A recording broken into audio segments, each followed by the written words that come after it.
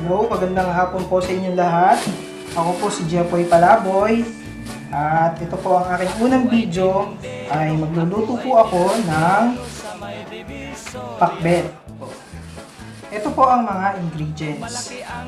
Meron akong ampalaya, kamote, talong, sigarilyas, at saka okra. Meron din akong kamatis, luya, bawang, sibuyas, at sasahugan ko siya ng pork chop. Okay, simulan na natin ang pagluluto. Ayan, sisimulan na po natin na hiwain ang mga gulay.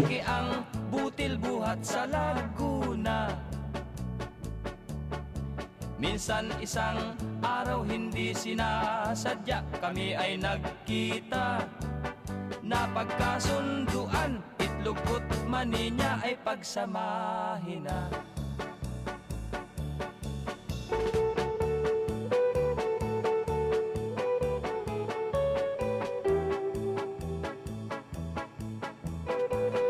Ayan, tapos na natin hiwain ang mga gulay. So ito, sama-sama lang to. Tapos suhugasan natin. Pero mamayang pagluluto, papakita ko sa inyo kung ano yung mga dapat unahin at ihuli sa pagluluto. Ayan, ready na ang lahat ng ingredients. So hindi ko nabanggit kanina, syempre yung number 1 ingredients ng pakbet is yung pag-uong na isda. Simulan na natin. Ang una kong gagawin is ipiprito ko muna itong pork chop. So, medyo tutustahin ko siya para masarap. Okay?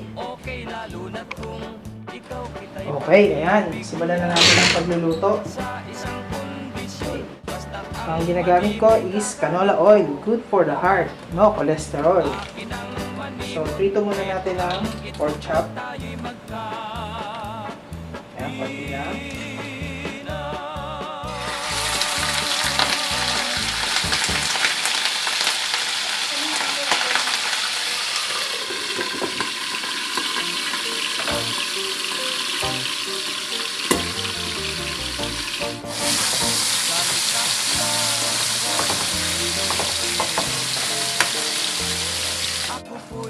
So, I prefer na medyo para siyang chicharon, medyo malutong siya. So,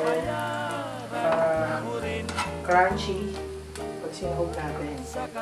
So, next ito is yung gulay na. So, ito ang ating pansasahog. Pinirito ko. Okay. So, diretso na to. Gigisa ko na rin yung bawang.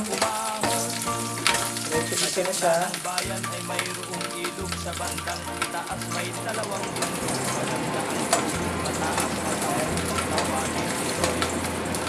then yung luya, sibuyas, then yung kamatis.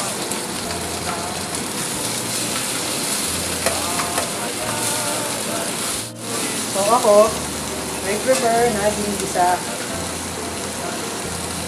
Then, lagay natin yung bagoong. Ayan.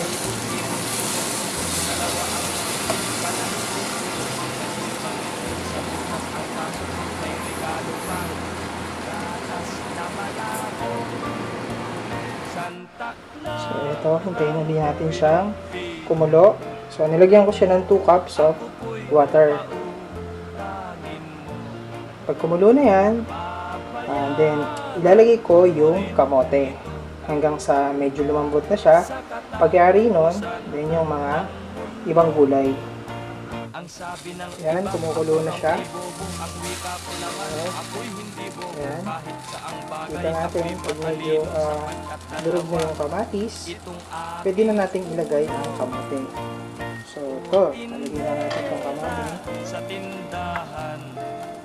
Okay, yan.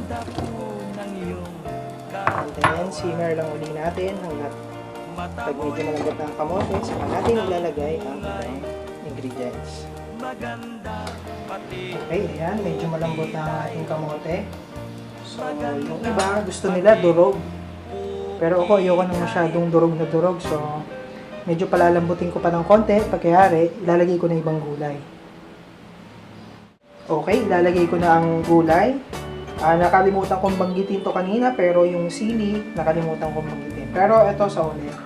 So, ayan, medyo malambot na ang kamote. So, ilalagay ko na to at hinaanan natin ang ating apoy. Malaki ang itlog na aking paninda buhat sa Pampanga. Kung nais makita itong aking itlog Ayan. sa aming Pwede na natin ilagay yung ating sa halagang sili mura, dalot sa babae para ibibigay. bumango. At pagkatapos, pwede na rin natin ilagay ang ating sahog. So, ilalagay ko na itong ating yung pork chop na pinirito ko kanina. So, lagay lang natin ito sa ibabaw. Ayan. Then, orin pa natin ng another 3 to 4 minutes. Then, pwede na tayong kumain. Yan, okay na. Luto na ang ating pinakbet. Okay, lalagay ko lang sa serving plate and then papakita ko sa inyo ang ating luto ng pakbet. Okay? Okay, ito na ang ating pakbet. Luto na siya at handa ko na siyang kainin. Okay? Ako po di si Jepoy Palaboy at ito po ang Cooking with Jepoy. Happy eating! Sang araw ng linggo si Alikong Maria ay may kahilingan. Ang